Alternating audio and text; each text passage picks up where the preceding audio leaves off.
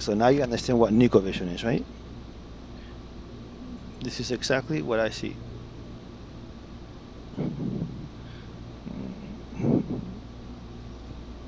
So you are gonna experience Paro Bhutan like you'd ever experienced it before.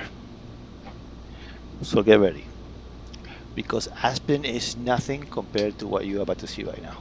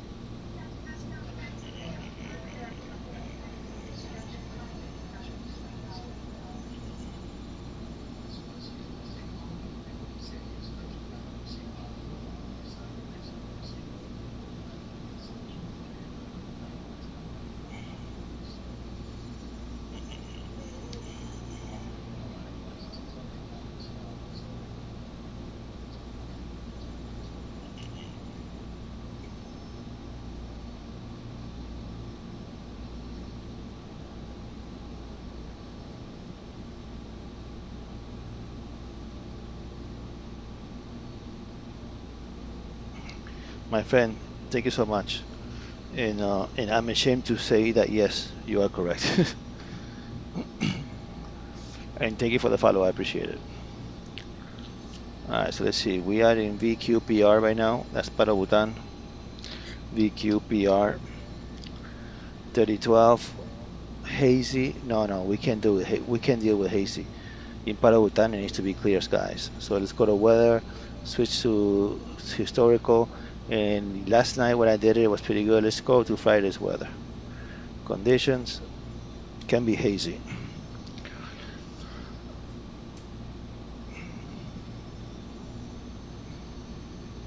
Okay, clear skies, beautiful.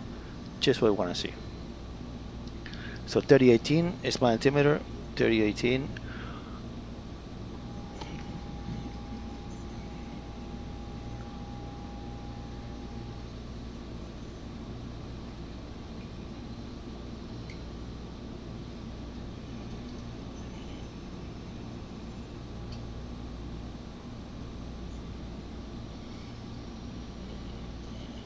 We are going to do VQPR to VQPR. So Paro Bhutan to Paro Bhutan. And we are going to basically take off from runway 15. And we're going to turn around in Paro VOR or PHTO Tacti, and then come back around and do the infamous runway 15 approach. 16,000 is going to be our cruising altitude. Let's see, flaps 5, 23.2, departure is runway 15, and then the route is going to be departure and arrival, runway 15, 2 mile final as a reference, and we're gonna go direct Papa Romeo Oscar, and then we're gonna go direct Tacti. That's the initial approach fix of runway 15. And then from Tacti, we're going to go back to the Paro Bhutan VOR, Papa Romeo Oscar. And then we're going to follow this one, 328 for 6 miles. And we're going to circle to land in the valley into runway 15. And that concludes our preparation. Takeoff, we have 141. It's our V2. We put it over here. Okay, so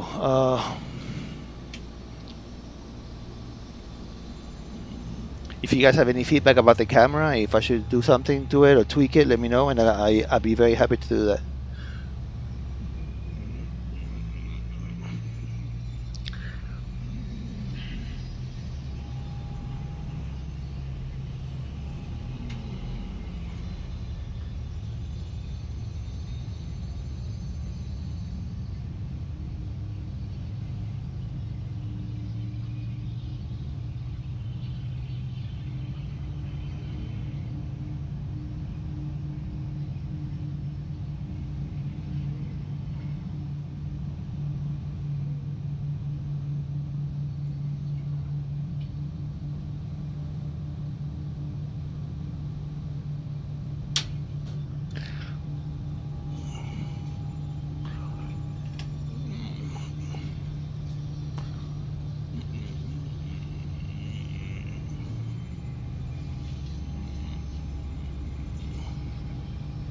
Motion platform is on. Make sure the doors are closed, and yes, they're closed.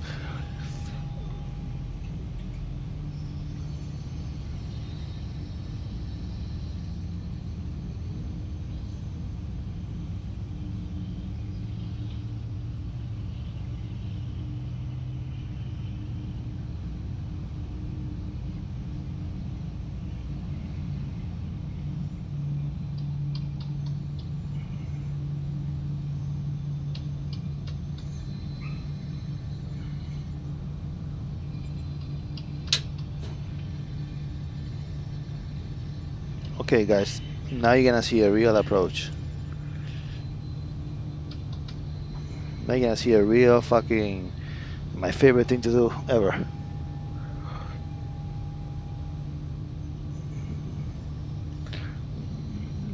Alright, so engines are on, so we can now go ahead and get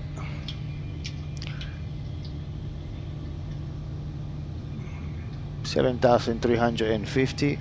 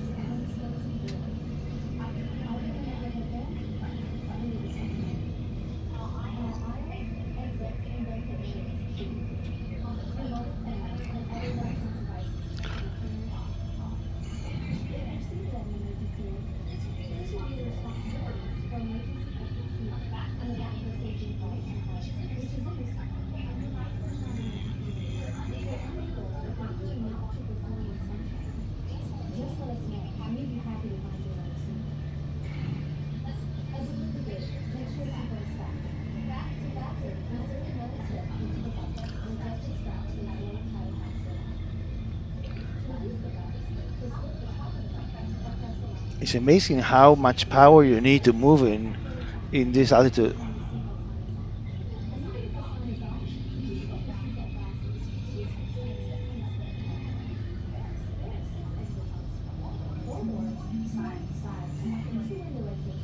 All right, runway is clear.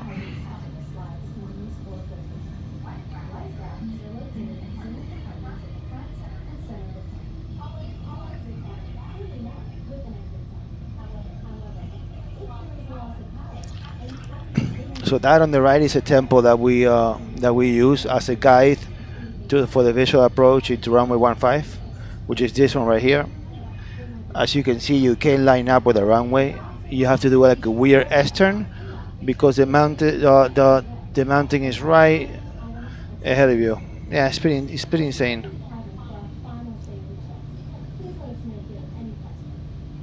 All right, let's see. So we are ready for departure. Let me put my seatbelt on because we're gonna be doing a lot of left and right and out of here.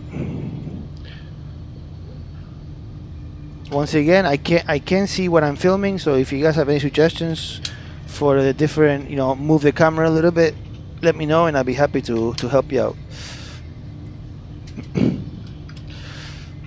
Actually, it's more like help myself out, earn some followers, no? I don't want your money, I don't want subscriptions, follows is enough for me.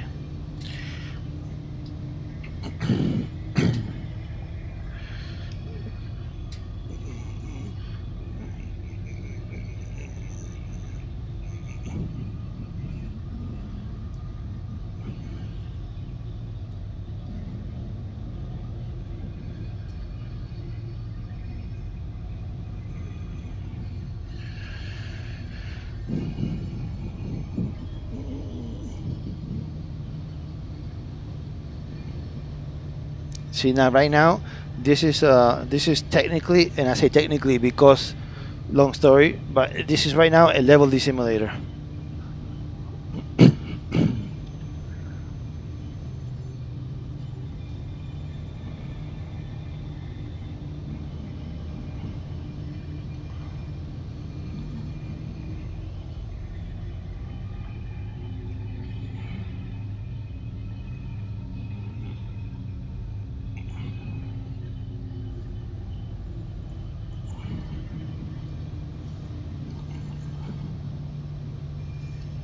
All right.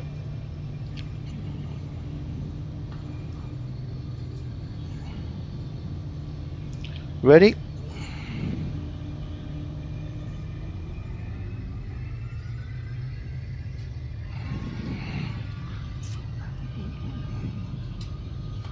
Airspeed is active.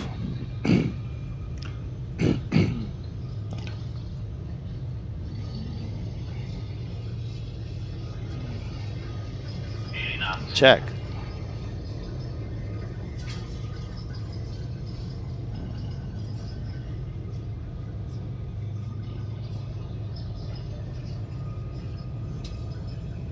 V1. Rotate. Positive rate. Gear up.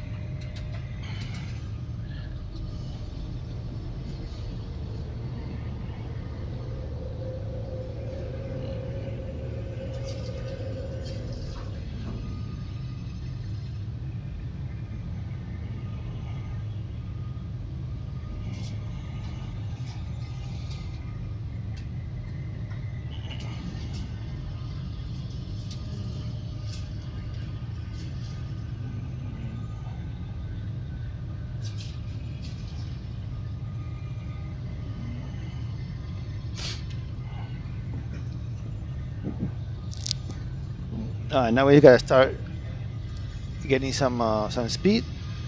We need to start accelerating right now.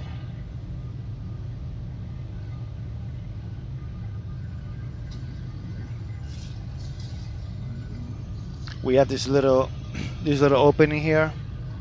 That's straight ahead is a Paro VOR. So we have this little opening on the left so we're now gonna make a left turn. We got flaps 1. We're now gonna make a left turn and continue exiting through here. And look at this fucking scenery. How beautiful is this?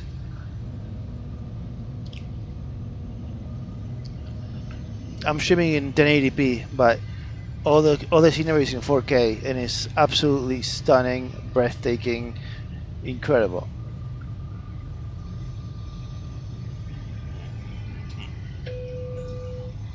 Flaps up.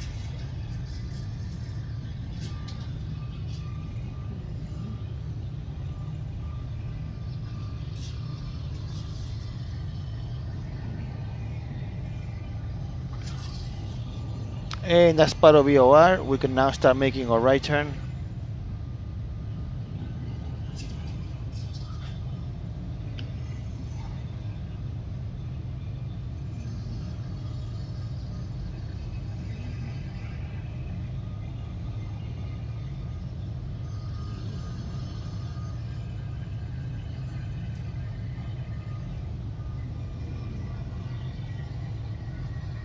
And now we go direct taxi.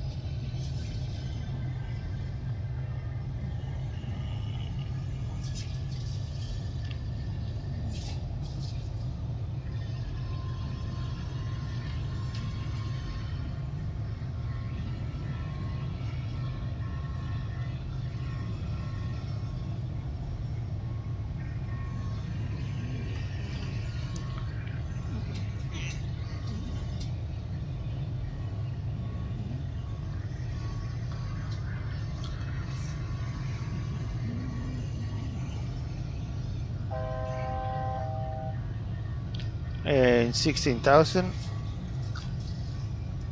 We don't need the flight directors.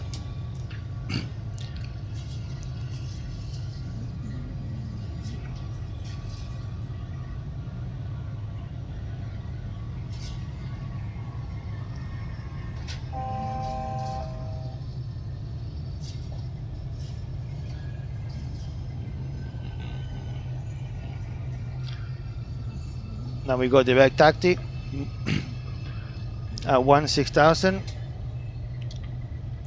and then Paro VOR is at 13,500, and our circling altitude is 11.5. So 11.5 is our circling altitude,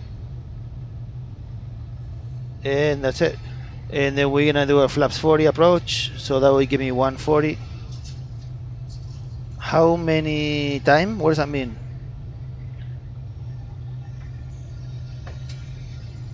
You mean how long until we arrive? I'm actually taking off from Paro Bhutan and landing in Paro Bhutan, so we are starting our descent in 30 seconds.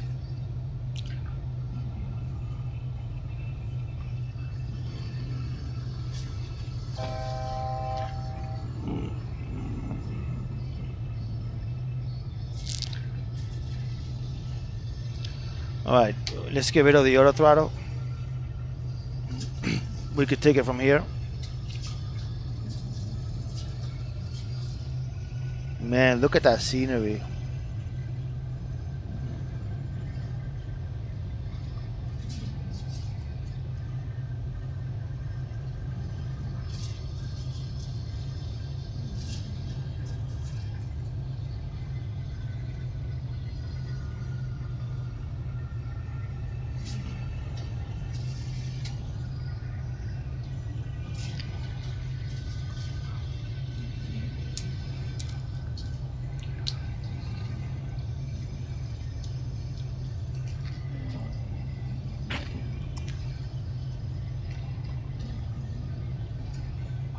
Okay, so now we're gonna go direct Paro at a bearing of 360.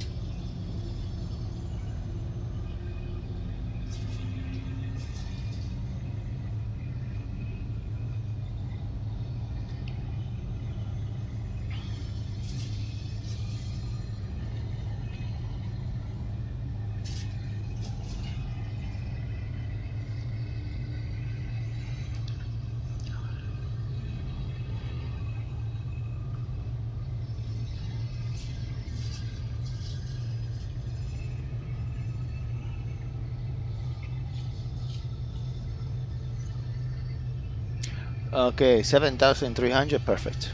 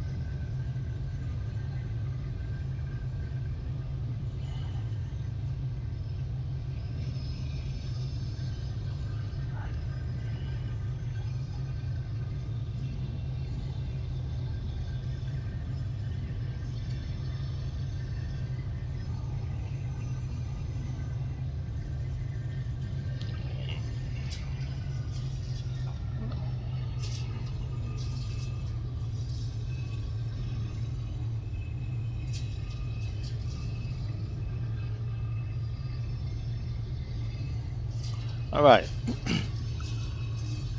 In case you're not familiar with this approach, we pass the Paro VOR at 13,500.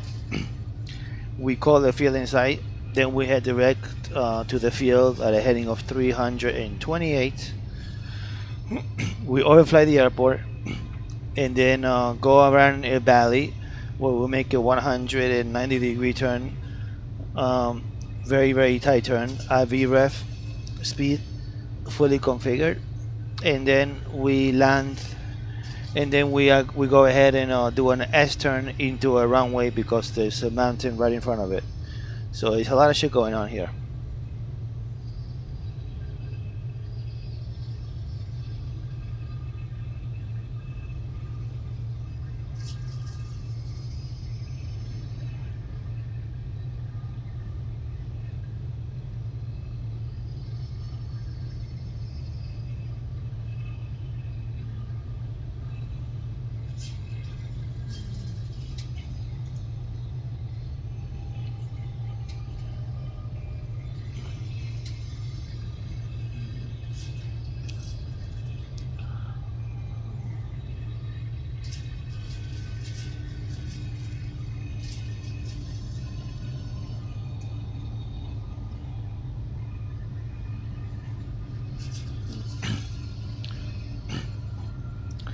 Okay, so I am 2.5 miles from the Paro VOR. I already have the runway in sight, so that's good news.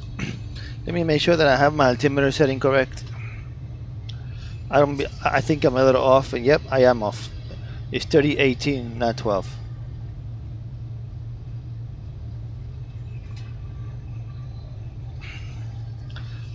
Okay, perfect. I am I'm actually perfect because 13.5.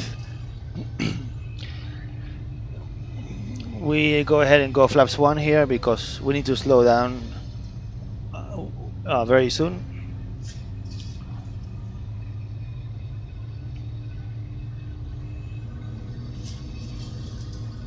Wow, look at this scenery. Isn't this amazing?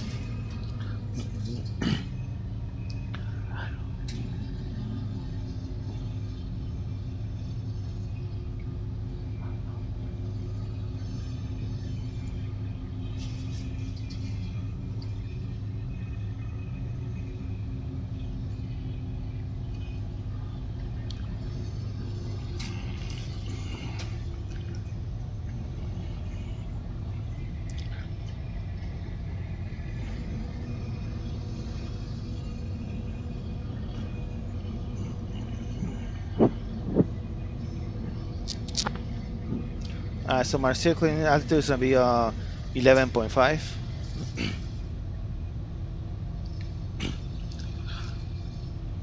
Man, look at how beautiful this scenery is. This is so good. This is like my favorite thing ever.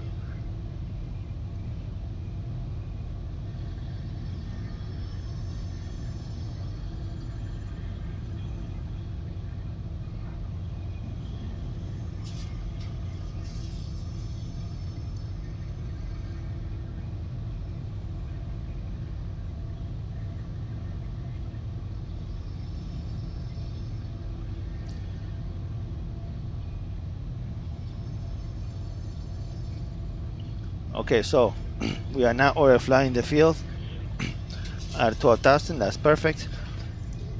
We're gonna follow this ridge on the left, and then this little valley and that is in front of us. That's where we're gonna make our turn and line up with the stream facing the temple for runway 15.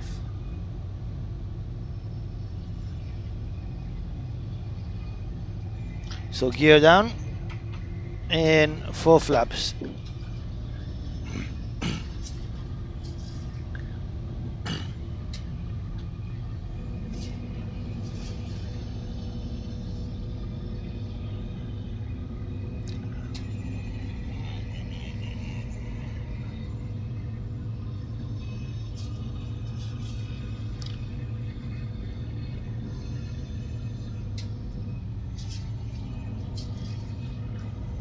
Spoilers armed.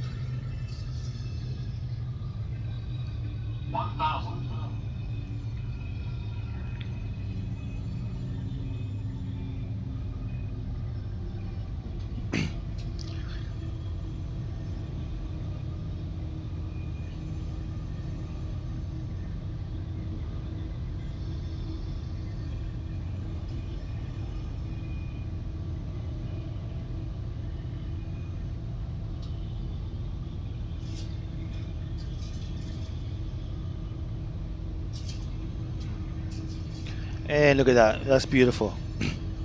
Over the stream, facing the temple, that's exactly what we want.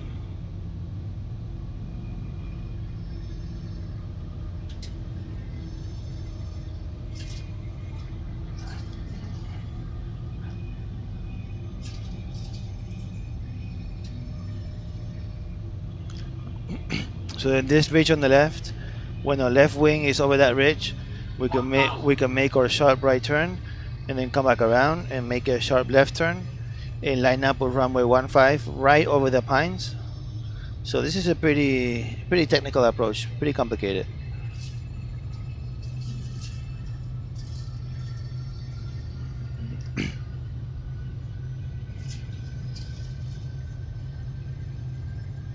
It's very important on this final turn that you keep your throttle up, because you could stall very easily when you are fully configured for landing and do such a high degree bank at low speeds. 500. You see, I'm going like about 85% just to make sure that we keep stable. And now we do a left turn. Approaching minimums. Minimums. Landing. Bank angle, bank angle. Bank angle, bank angle. 100. 50. 40. 30. 20. 10.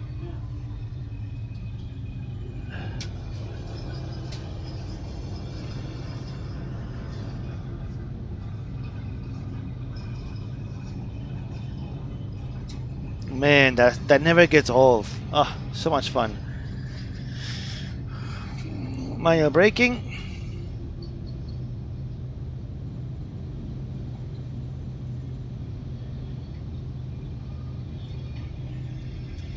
And now we're gonna take off from runway 33 and then go back around to Paro VOR.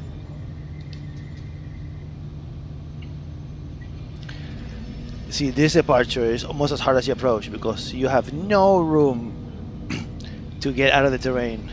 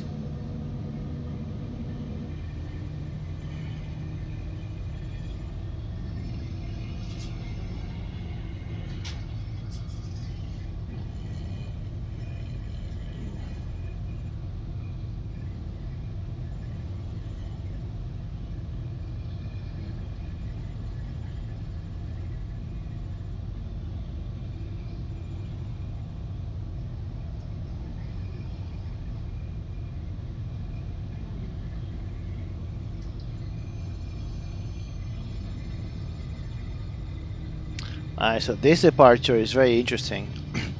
As you can see, we have terrain right in front of us, so we gotta basically take off, make a very quick right turn, and then a very quick left turn, because if you go right, you are not getting out of the terrain ever.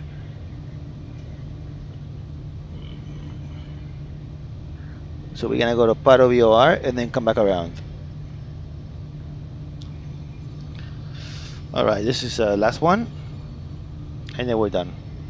My brakes are a little hot, so I keep the landing gear down for a while. Let me just do something quickly.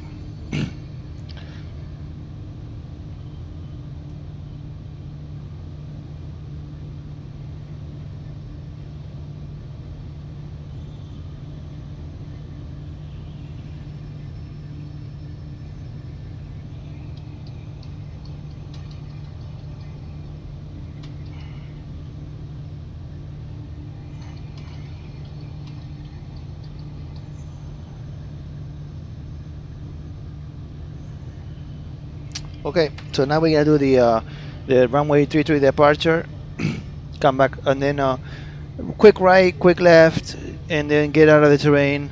Go back to the Paro VOR.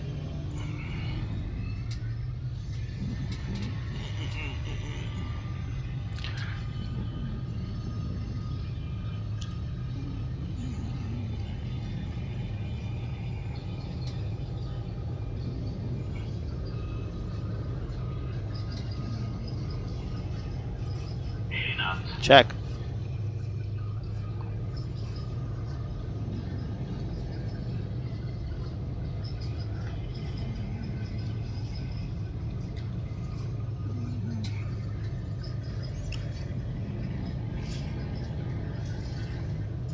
Positive rate. You're up. Bank angle, bank angle.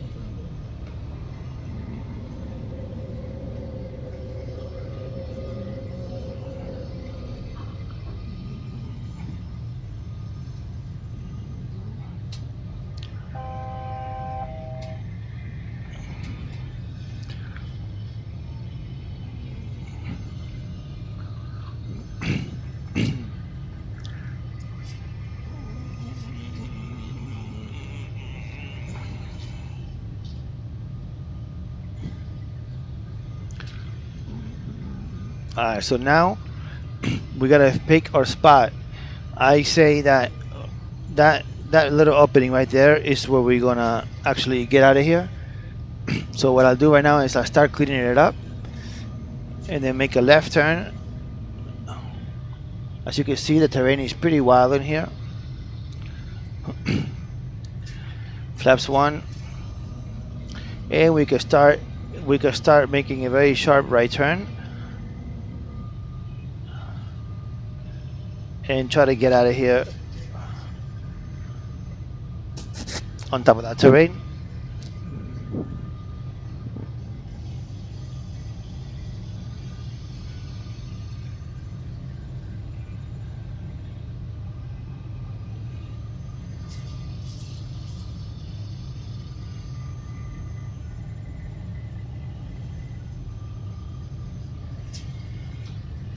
Flaps up.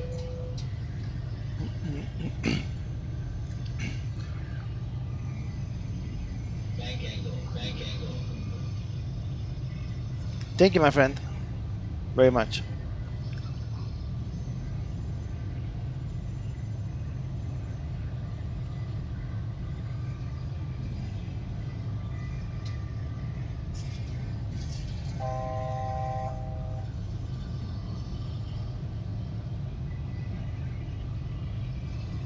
And there's my runway.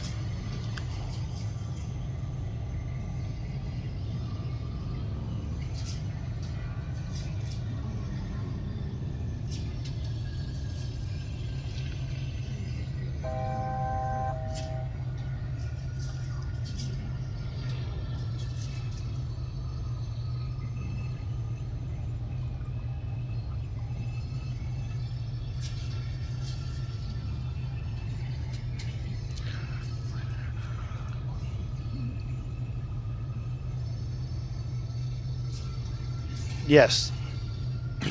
Oh no, from Paro Bhutan, no, never. I mean, might as well simulate my death, right?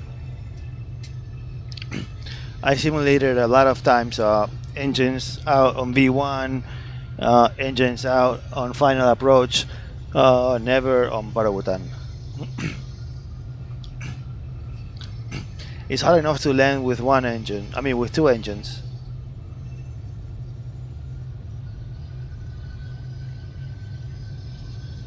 Why, would you like me to try the approach into runway 15 with only one engine?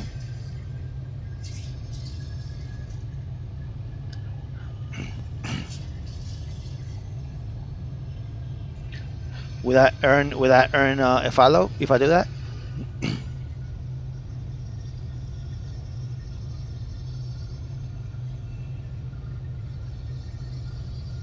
Actually, now that I think about it, I would definitely stall on final. On that last right turn. Yeah. Well, like I don't think. Hold on, let me see. So when I'm coming back, when I'm making that final right turn, yeah, we definitely stall with only one engine. But hey, I don't mind trying it. I just gotta stop the motion if I crash. Let's see. Yeah, let's do this. So I'm gonna set an engine fire on the right engine.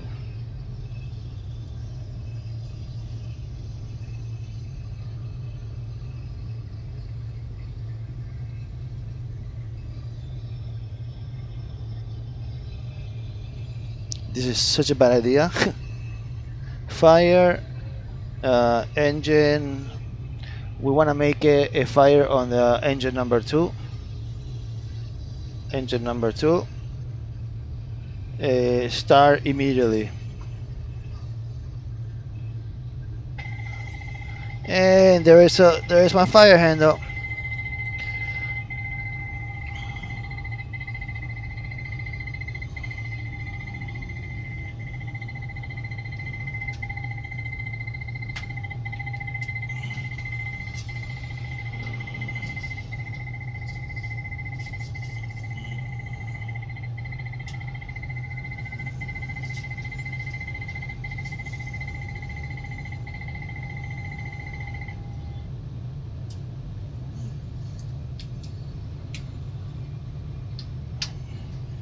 All right.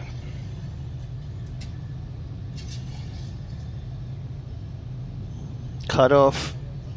Discharge complete. And we now have only the left engine. It's so quiet. Now, because we get to hand fly this and not actually use the autopilot. Instead of trimming, I'm just going to use rudder.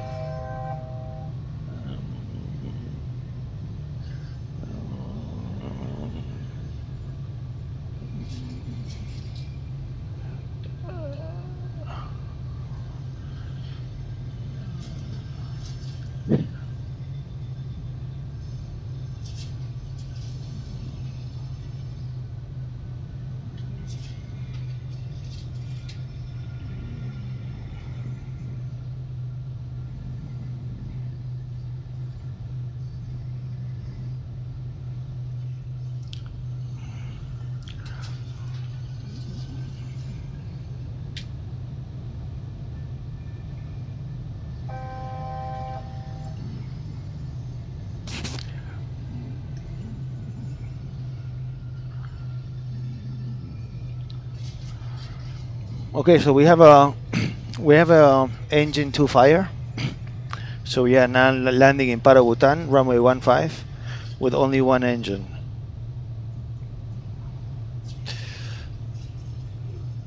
No guarantee this is gonna work out, eh?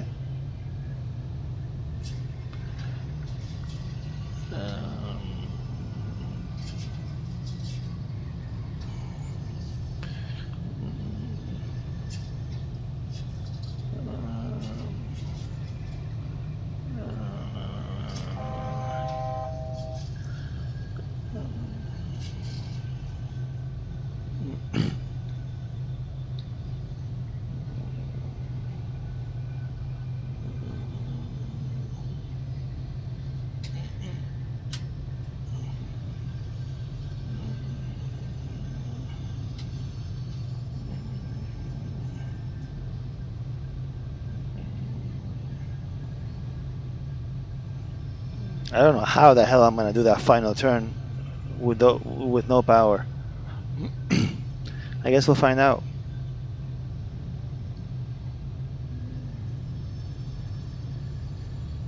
Although it is a lot easier to only hold one throttle instead of two. No need to keep coordinated. We need max auto brakes right now. And Delta 13 emergency aircraft on final runway 15. Please have the trucks ready and the body bags. Thank you. Wow, it's so quiet with only one engine.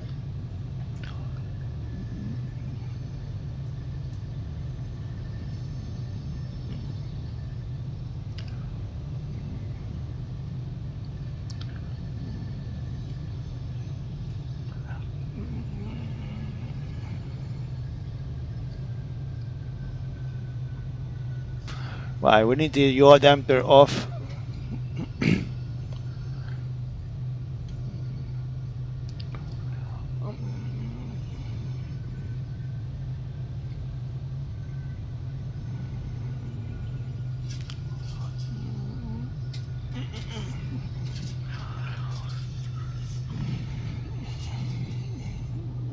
All right.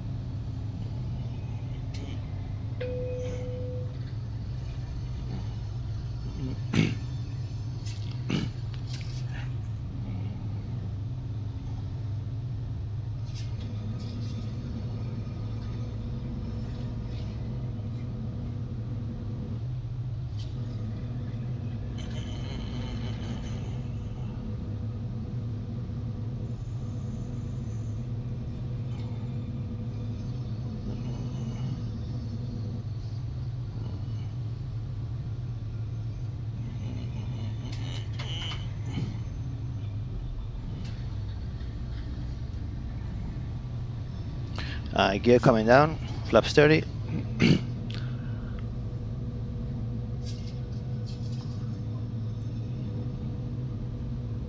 Man, this would be a great accomplishment if I get to nail this.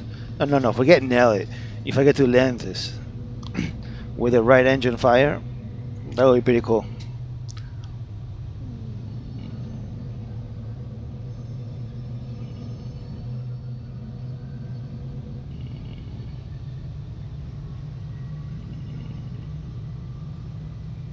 Wow, I really gotta work hard to keep this thing straight.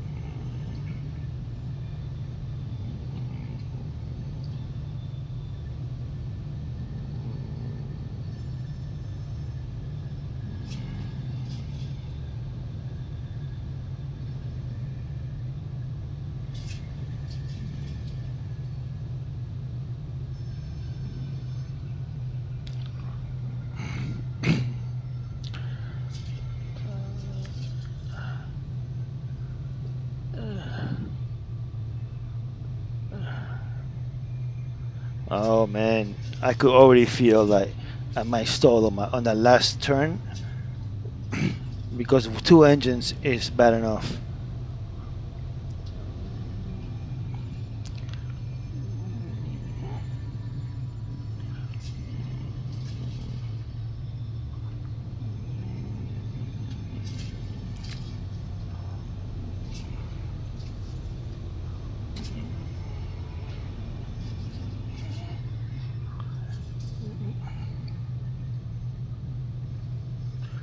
I'm actually nervous. I done approach so many times, but this is the first time with an engine fire, so I'm actually kind of nervous. It's a lot of fun. Yes, exactly. That's correct. 1,000.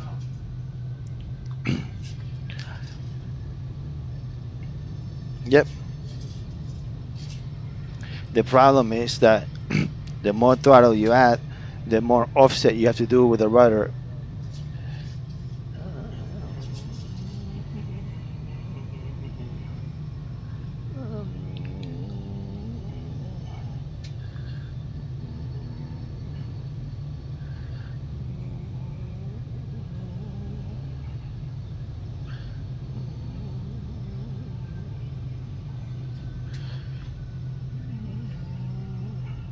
500. 400. Approaching minimums. Low up. Minimums. 50. Oh 40. man, I can't do it, and I can't even go around. I don't have power to go around. Shit. Oh.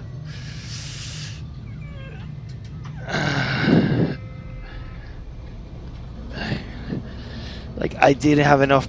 Like this is not good.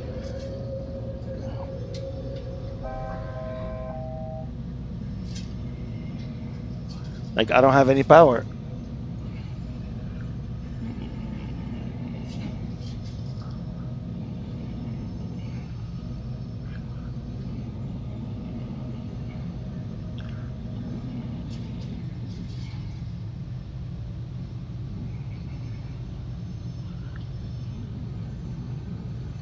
Yeah, I don't know how I'm gonna fucking get out of here with no power.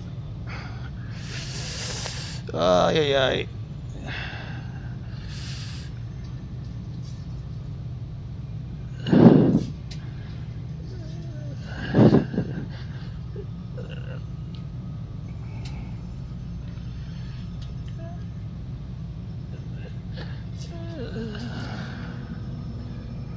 Man, this is a lot harder than I thought.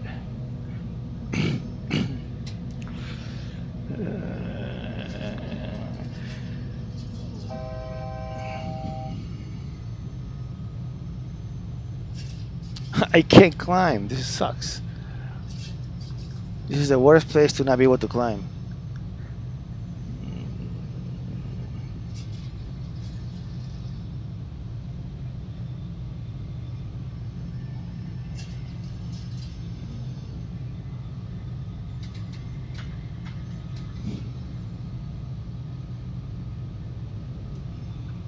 Well, I guess we just follow these little guys until hopefully I get an opening, because I can't climb at all.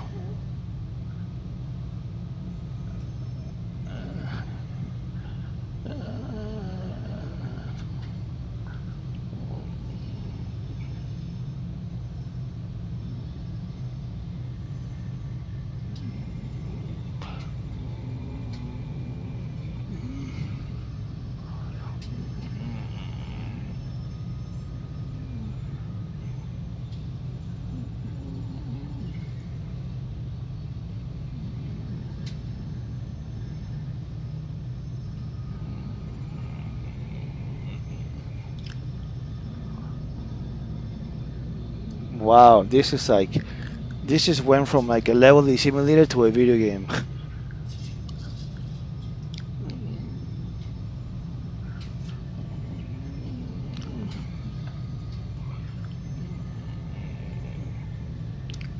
Alright, which way should I go? Left or right? Let's go to the right. Yeah, let's go right. Right looks like there's a little entry point. Let's try to clean up so I can get some speed.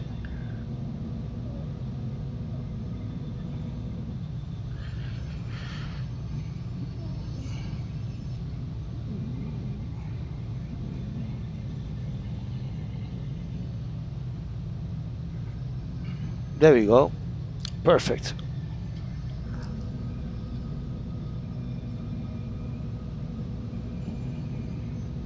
Nice. I think we have it.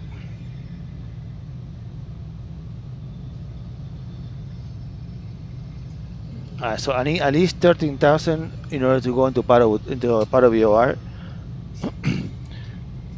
Okay, now I'm getting a climb rate of 2,000 feet per minute. That's perfect. And the worst thing about this is that I can't undo that failure unless I'm in the ground.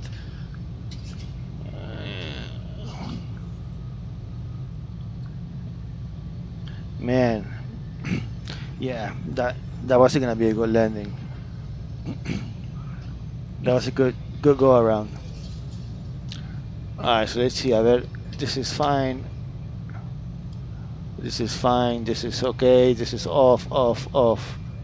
Perfect. Okay, so now we're gonna go back to the Paro VOR And this time we're gonna nail it.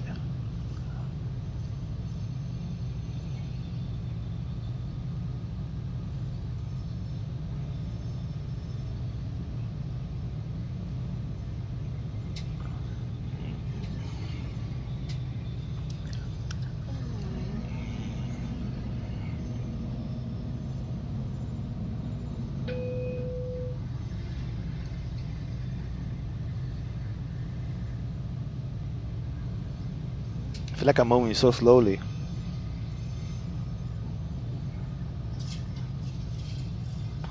Alright, if you just join us, which I doubt, we are attempting for the second time landing on Paro, Bhutan, runway 15, circling with a right engine fire. So we only have one engine.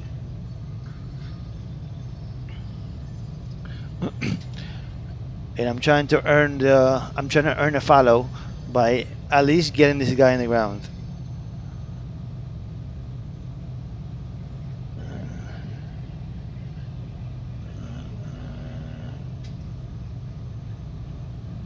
Right engine out.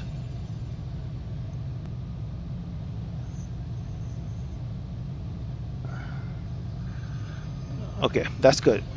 That's good enough. Now we can go ahead and go to the Paro VOR.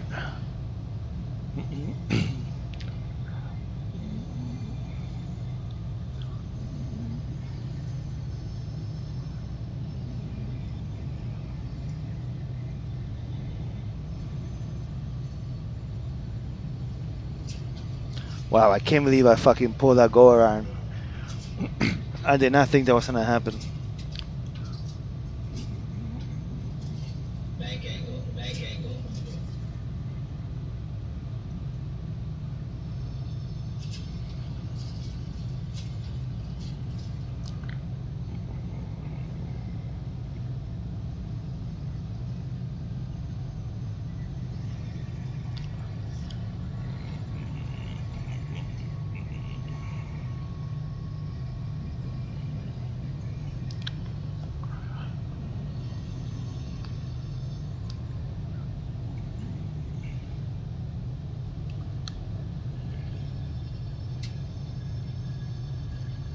Thank you, man.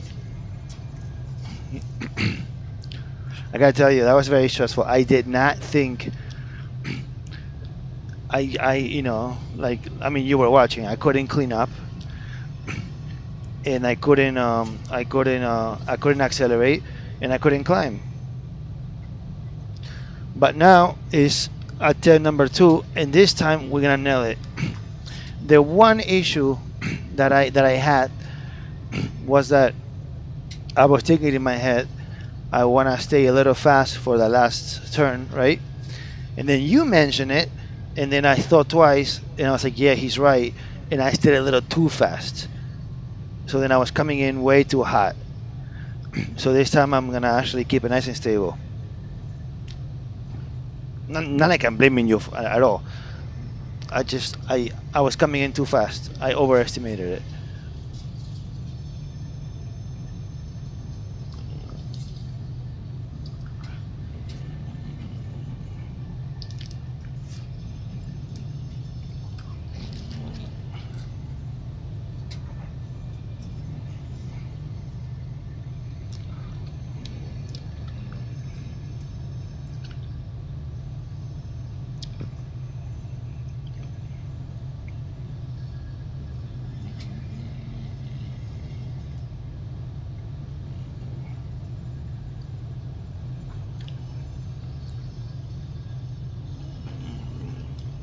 What's up, man?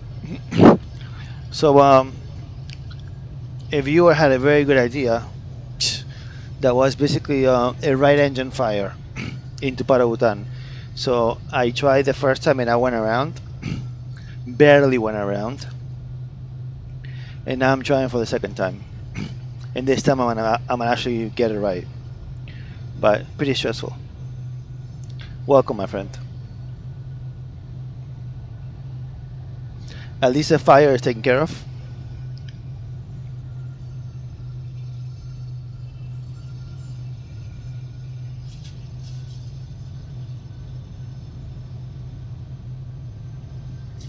Oh, thank you, man. Thank you for the compliment.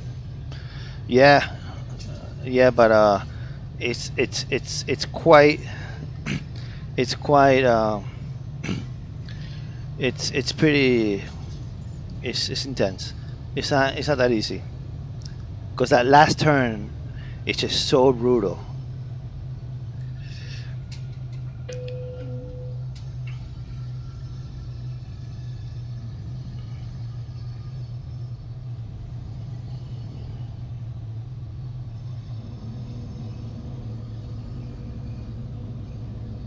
I wouldn't mind getting a sim crash right now, so that could use it as an excuse.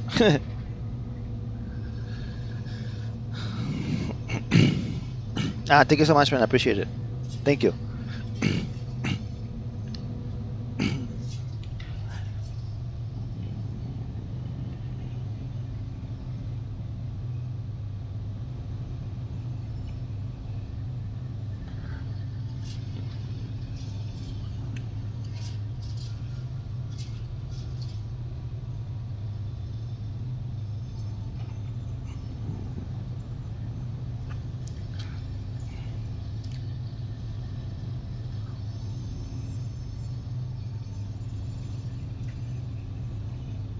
All right, so this time, I don't even know what I did. I mean, I just didn't have any, any rudder control at all. I was using the rudder just to compensate the loss of the engine. So, because you usually use a lot of rudder in that approach, but here I was already fucking. I was already trying to. All right, let's go ahead and go gear down.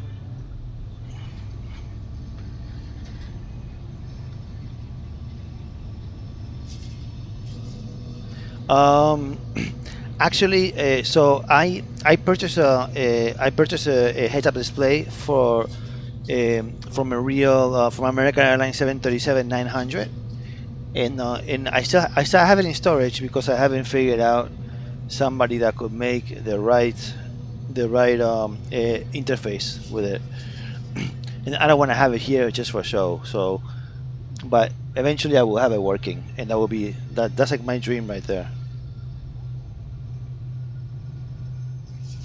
Yes, they do. 2500. They well, not anymore, but they did, and that's why I got them.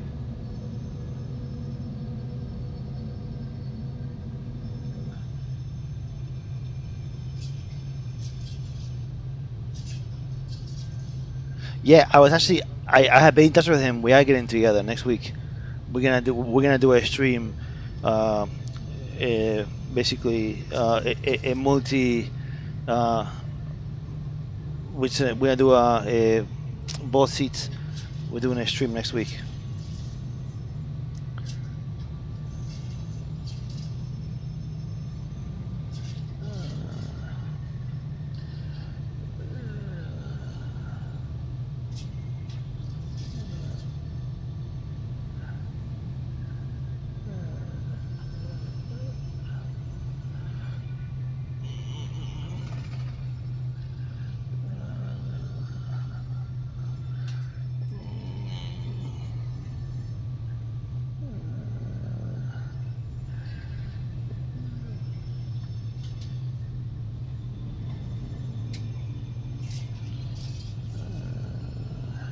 Wow, I can really feel that j- that like offset.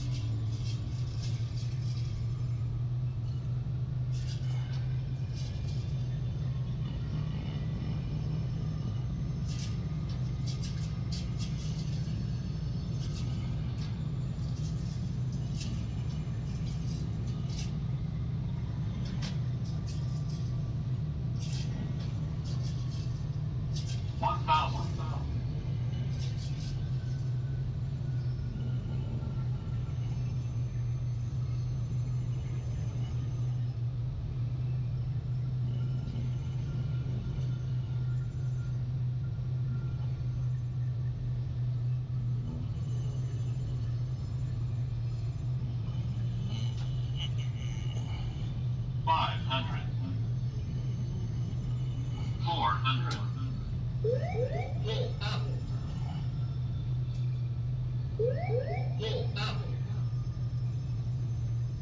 Pull up. Oh man, it's so hard. 40, 30, 20, 10. Ooh, I don't give a shit. I take it. Woo, that's fucking hard. Oh.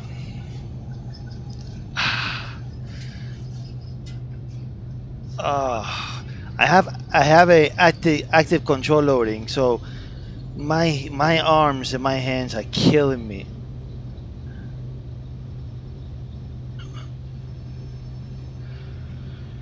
Oh, oh man, that was fucking hard. But my friend, thank you so much for the challenge. That was a good call.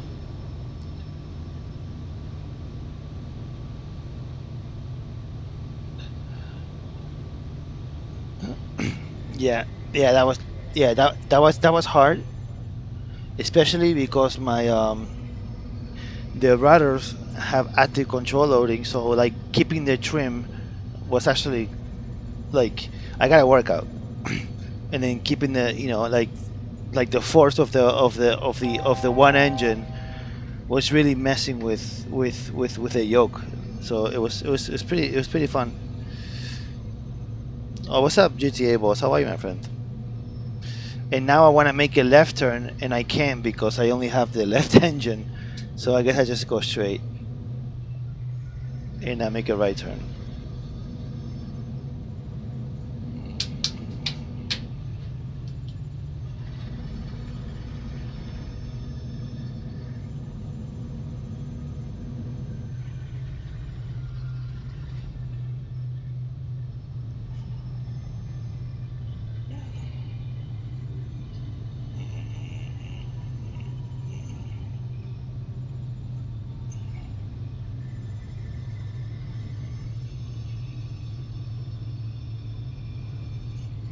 Yeah, especially Paro Bhutan, no? No, but that was a lot of fun. It took me 2 tries, but that was actually that was like the first time in a long time that I thought to myself, okay, I'm most probably gonna have to X out and not do it, but I'm glad that it ended up working out. That was fun. Who was it? The one with the idea again? It was you, Ryan, right?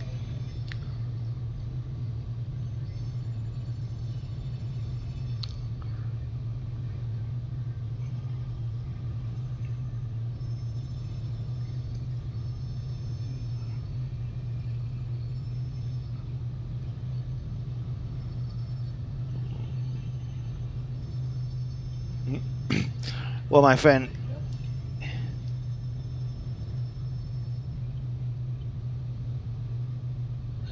Okay, got it. You got it. My friend, if you don't follow me and if you don't tell all your friends about this, about my stream, that's not fair because I just went through a big deal just to make you happy.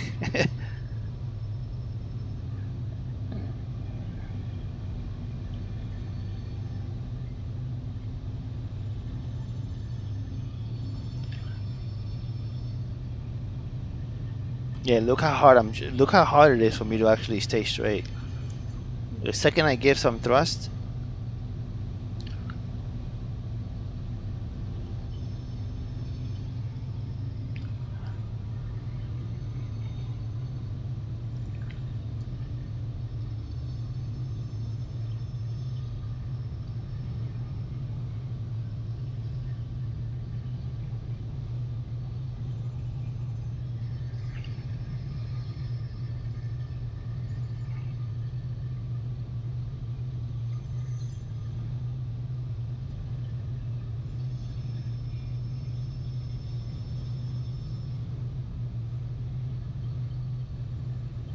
Ah, got it. Thank you, my friend. Thank you so much. Appreciate it.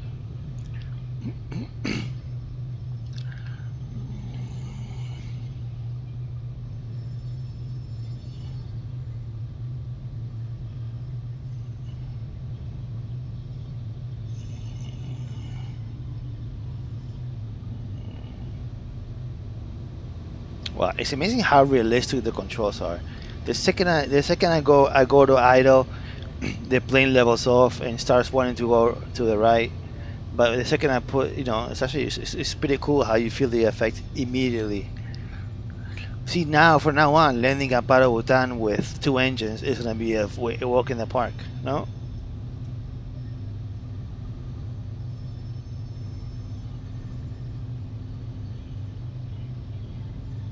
And definitely I go back and watch the rerun of this stream.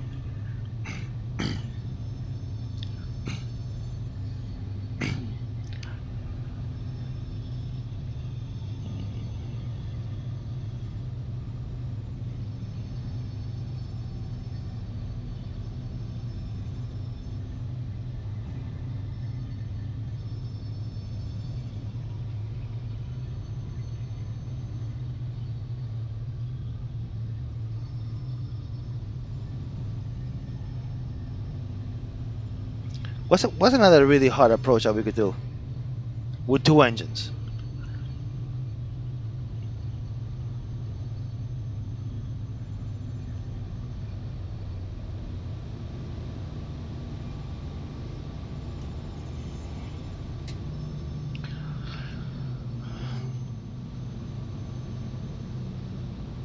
No fire. Well, I mean, not yet.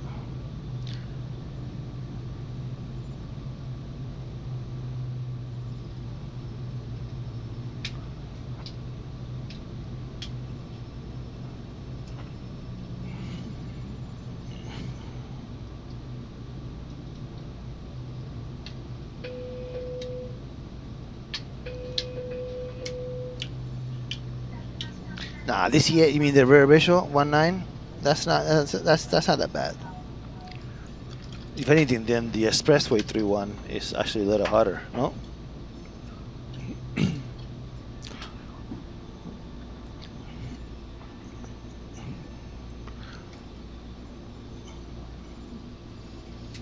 All right, let's go ahead and shut this bad boy up.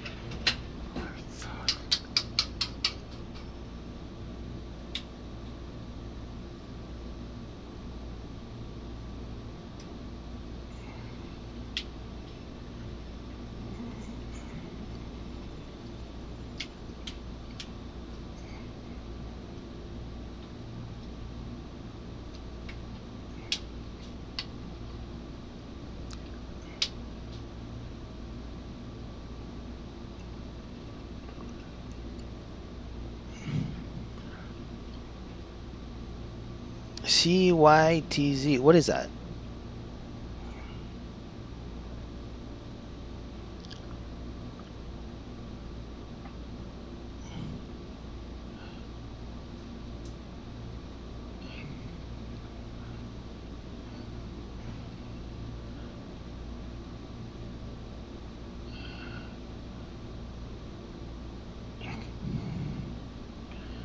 Alright, so let's see. Look at my brakes. It's pretty bad.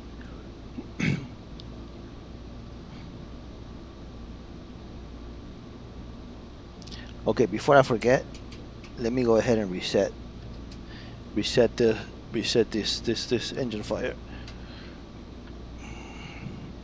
Is that really bad? Is that really hard?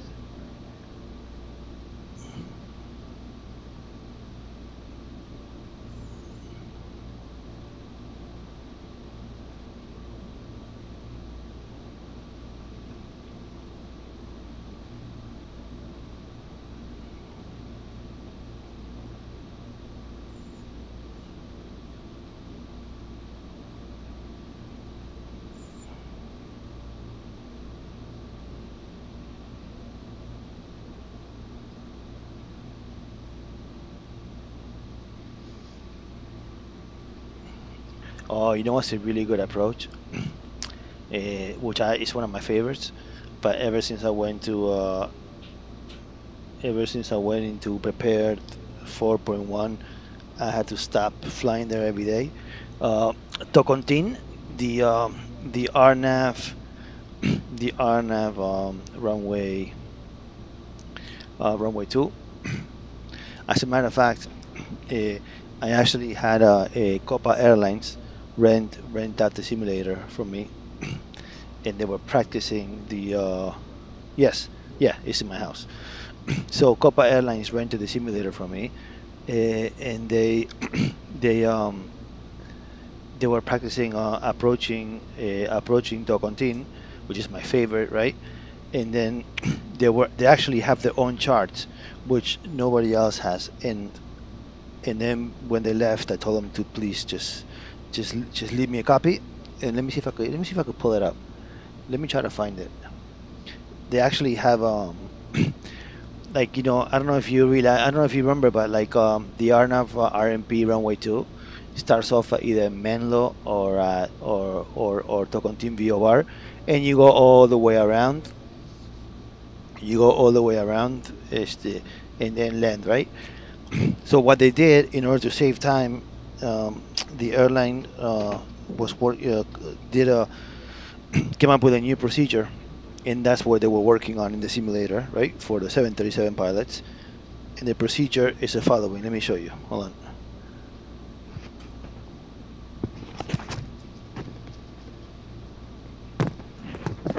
A ver, the question is, how did you afford that? I'm sure it was. Oh yeah, yeah. It was fucking. It was it was 7 digits, and it took a lot of thinking about it before I pulled the trigger.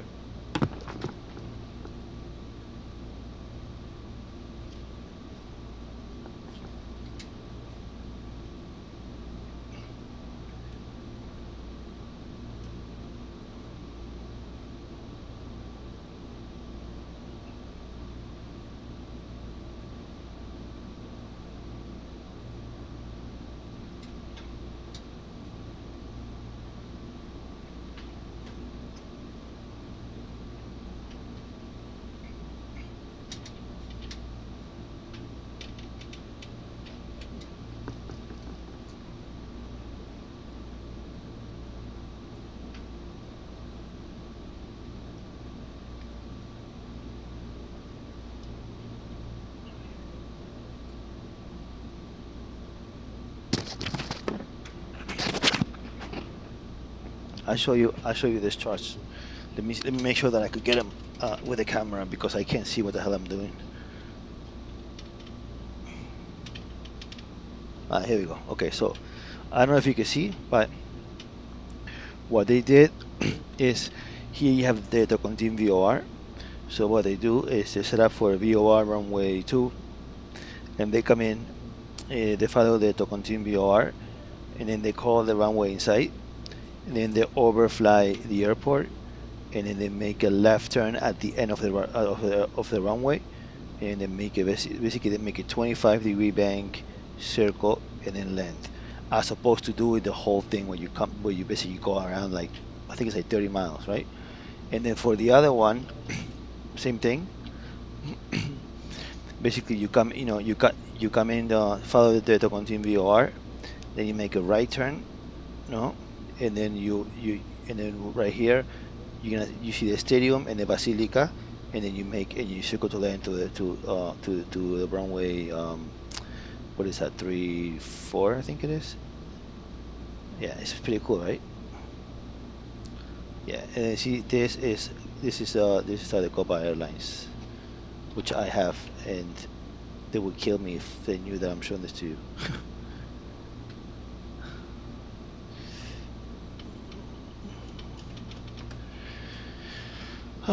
Okay, guys, this was a lot of fun. It was a nice little challenge. I like it.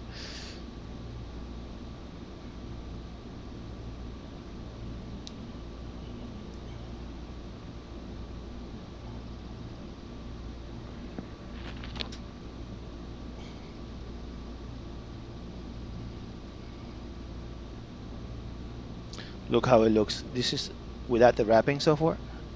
So without the wrapping software, you can see that everything is off.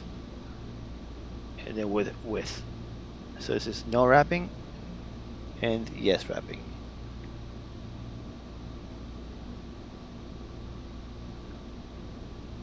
See, it's perfect. Like, they do a perfect job. This is the Fly Elite software. Now you can take that white line that you see on the left, right, as a reference. Or no, actually, that truck. You see that white truck? So you can see like this. No, without wrapping, it's basically either a track after a very very bad car accident, or two trucks, right? And with the wrapping, it's just one truck. It's pretty cool, right? Anyways.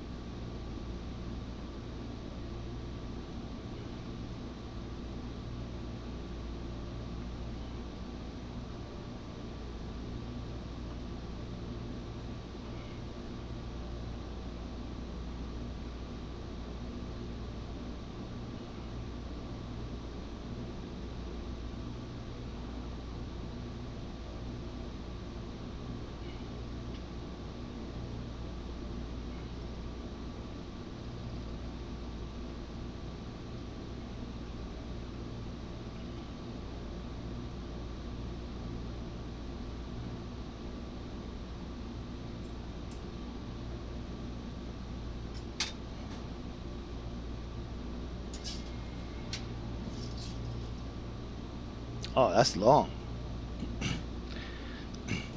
You know what? I'm actually gonna do like the longest flight that a 737 can fly, so I could do it overnight. It's not a bad idea.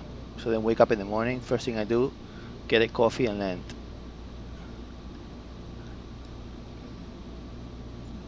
UAL 844 Sao Paulo.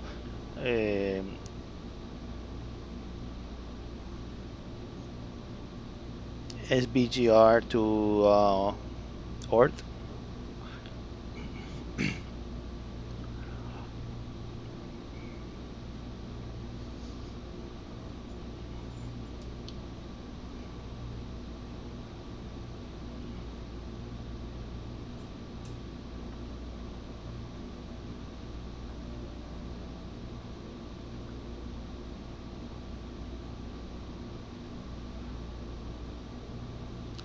You guys need something crazy. So the three screens are powered by only one CPU, but only one computer, right? And when you see this, I'm not sure if you're gonna be able to see them. I hope you are, but I will try to show you anyways.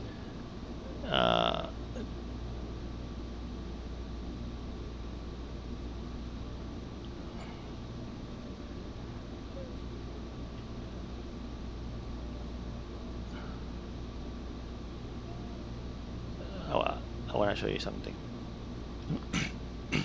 Oh, you know what? I could show you right here. So I have the can you guys see this or no? Just if you could just reply to me, because I can't tell. But if you could just reply to me, that would be great. Can you guys read this white box or no? Oh, okay. So it's not. It's actually not. Oh yeah, you can. Okay, let me show you something. What's up, Tim? So let me see. There has to be a way.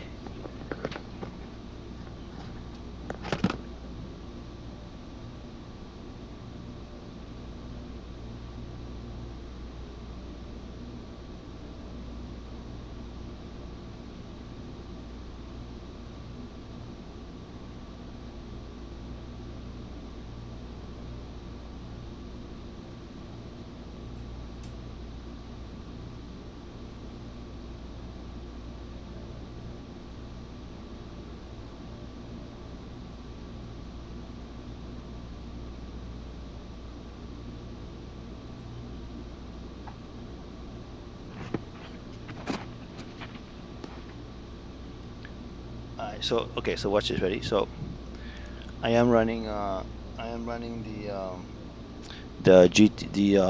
what's it called, the i9 7900 and and I have a water cooler that it's literally a refrigerator. I'm not lying. I will show it to you. It's literally a fridge.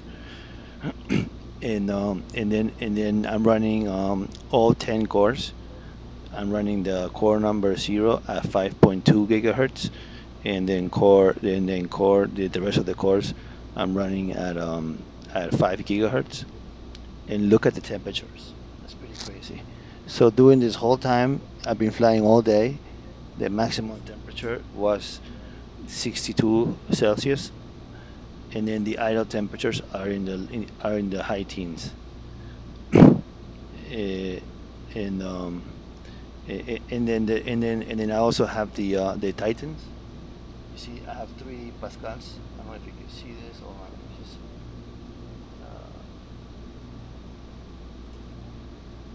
I have 3 Titans Pascals, and they also in a water cooling block, and you can see the temperatures. Like, oh wait, wait until you see the yes, I use ProSieb 737. Wait until you see the cooling, the cooler that I have. It's you're gonna shit in your pants. So make sure right now, go get toilet paper because you are shitting your pants. Okay, watch this.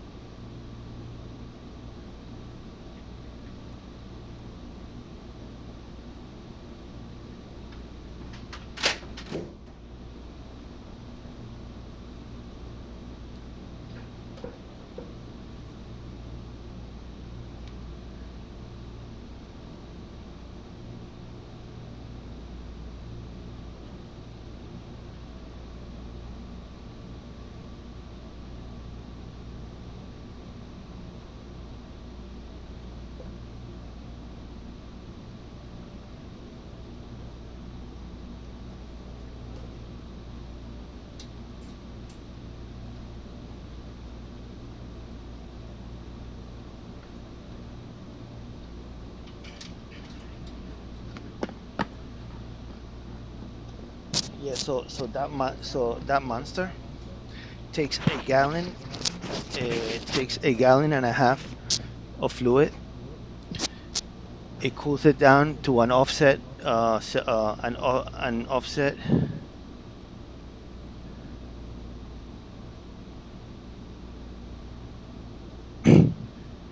They're 85. They're 3 85-inch screens. But anyway, so you set an offset of like 10 Celsius, so it takes the ambient temperature and it does 10 Celsius, below that, and then it literally keeps the how do you call it? It keeps like your CPU and your GPUs and your bridge like perfectly cool. Oh, yeah, it's like the best thing ever. I highly recommend it. Any other questions before we go?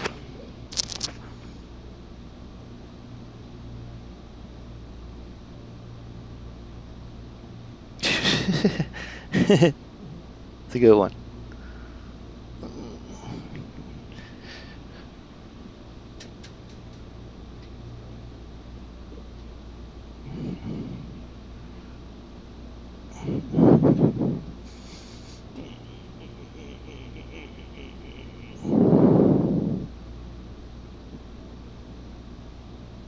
Well, it doesn't have to end. If you guys want, it could continue. No?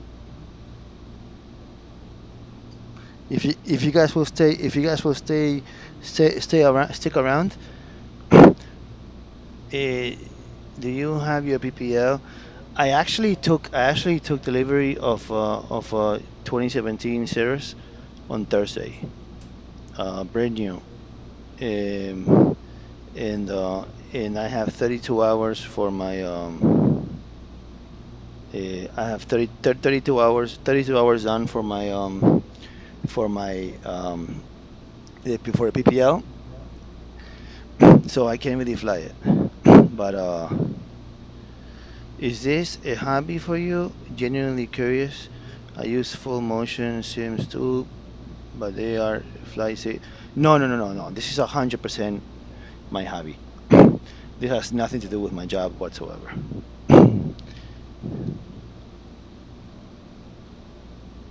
Well, yeah, I can. Yes, I can fly with an instructor.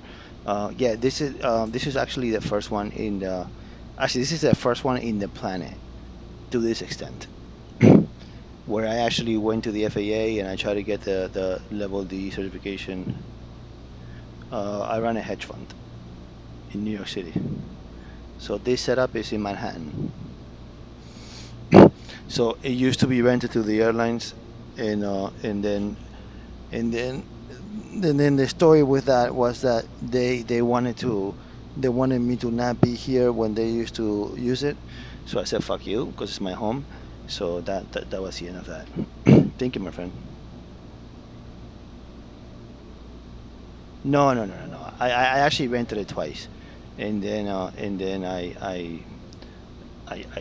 decided to go against it because I don't want, this is in my home. I don't want insurance in my home. And the problem is that a lot of Latin American airlines will basically do like an overnight leg, into JFK, and then they'll figure, we go to Manhattan and we get the training done, but like that didn't last too long because like I don't know the people, right? The airlines are paying me a lot of money, so they are very entitled to do whatever they want, and I don't like that. Yes, I went about like 75% of the procedure, and then I dropped it just because, like, I was thinking to myself, so what do I want a level D certification for? I mean, this is not for training. This is a hobby. It's a toy. So right now, right now it's not legally level D right now, but at one point it was. But the time and money and having people come over my house to do all the inspections was just, like I don't. Again, this is a toy. No, it's not nothing else but a toy. So I didn't. So I don't care to have a level D certification anymore. I mean, it's cool to have, but at the end of the day, you gotta maintain it. They gotta come and they gotta inspect things. You gotta get all the latest versions of all the firmwares. It's a pain in the ass. Oh yeah, no, it does. It 100% does. The one thing that was missing in order to meet the level D standards was active control loading, which now I have on both yokes and on the rudders, on the toe brakes, and on the steering tiller. So that's it. Exactly. Exactly. If I would like to collect, I don't know, do like those trains, it would have been a lot. It would have been a lot cheaper, but then I wouldn't be here talking to you guys. No, I would just be talking to some train nerds.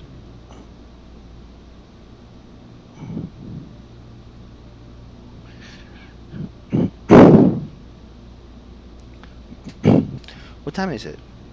It's 140.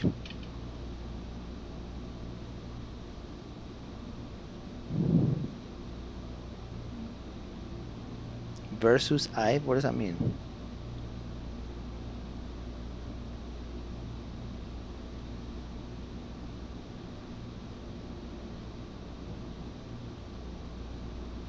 Thank you, my friend. I appreciate it. No, the I mean, there's a soup of stuff here, right?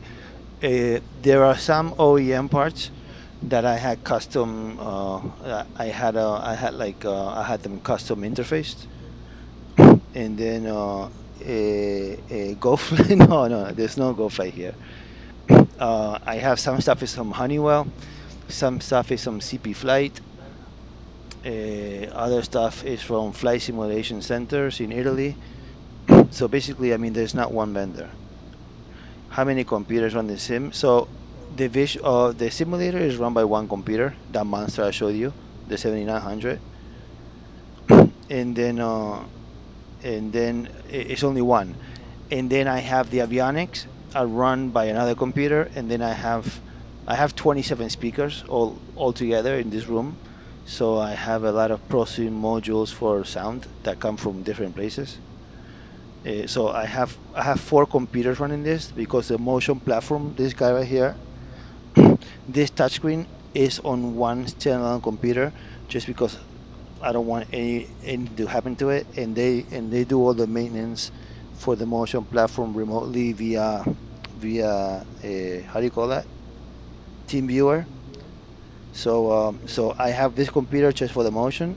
Then I have this computer, which is basically the computer I use to stream. And I'm actually in the process of building another 7900X, just so I have 2 computers that do everything. So I'm building a new computer as we speak. In order to basically run like 7 different cameras for the stream and everything else. No, I mean, like, you could see I have the usual suspects here. I don't know if you can see the screen, but so here I run at this guy. No, I run the at this guy here. I have the at this guy. Size of displays is 85 inch. Is 3 85-inch 4K. And then I have a Active Cloud Art here. This is of course a remote computer. No. Then I have let's see, Prosim Utilities. This is a very good piece of software for the A cars.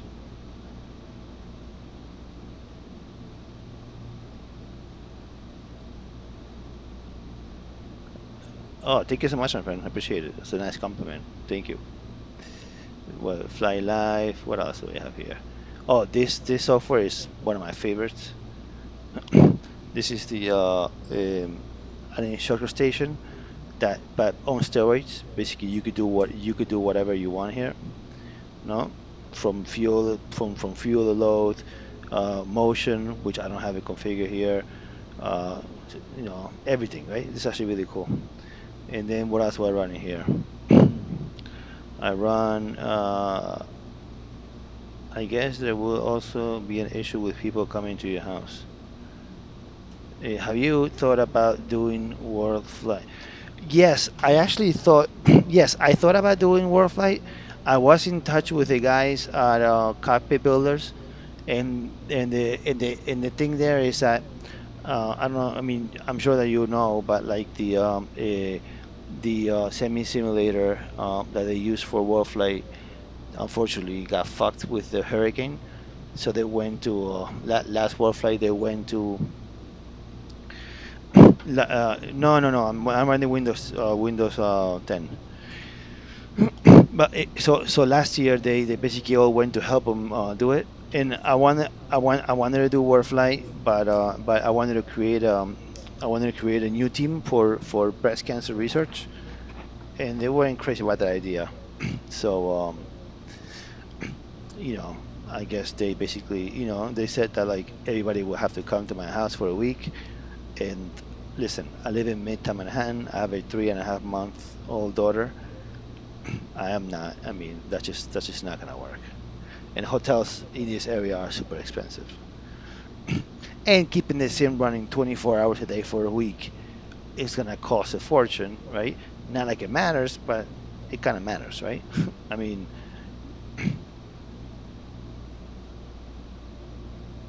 but I mean, I will be more than happy to entertain that.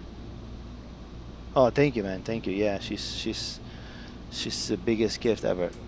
As a matter of fact, so what I do is I have a car seat and I place the base and an adapter in the first officer seat, and a lot of times she flies with me, which is the best thing ever. I get to tell my wife that I'm watching the kid and I'm flying my simulator at the same time. Doesn't get any better than that.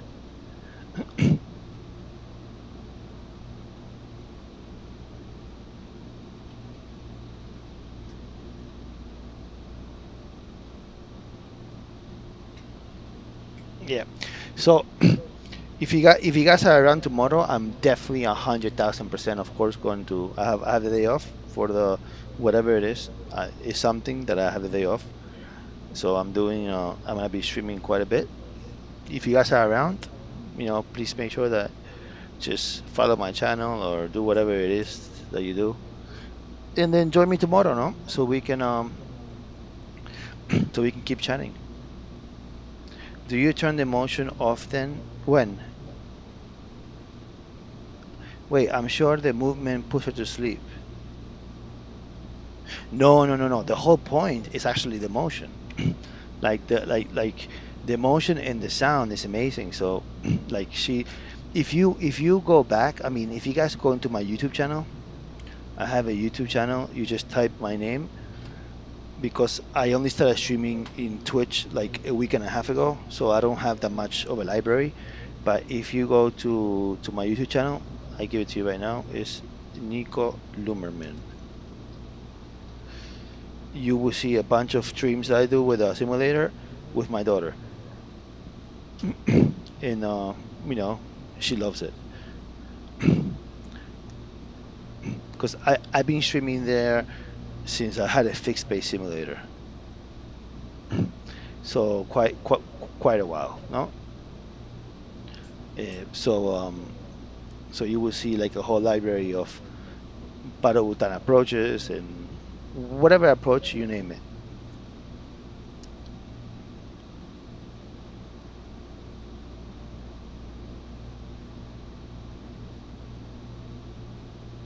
Okay, perfect. Las Vegas to Burbank, runway 15 visual approach.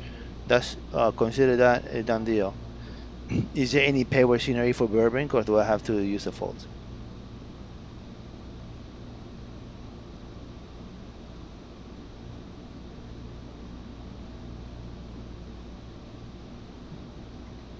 Because I'm not crazy about using the default scenery, but if that's where if that's all there is, then fuck it, I do it.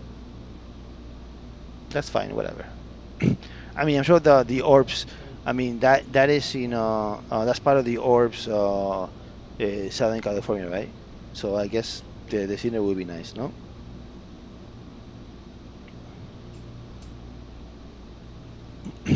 Alright, so what time tomorrow? Start streaming like around 1 p.m. New York time.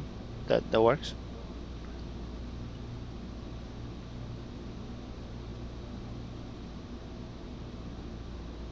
Yeah, no, I don't. It's funny. So Matt Davis is trying to convince me to switch to X-Plane. I mean, and his argument makes sense. I mean, it's just, like I just love flying, and the thought of installing a brand new simulator and ProSim is not fully compatible. Like it's just, it's too much. I don't want to deal with that shit. But we'll see. Eventually. Maybe I make a jump if it makes sense. No. And if if you guys are just joining us, the ILS into 8 sucks, but the visual into 1.5 is hands-on and takes work. Noonies.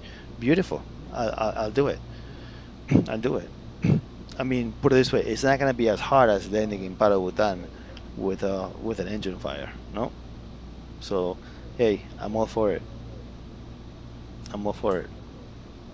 So just yeah, so just follow me, and then you will see tomorrow. I will do that one, Las Vegas into Burbank, which is, I'm guessing it's a short flight, no, which is good. And I do the 1-5 circling. Okay, take care, guys. Thank you so much, and nice to meet everybody. And we will talk tomorrow. Ciao.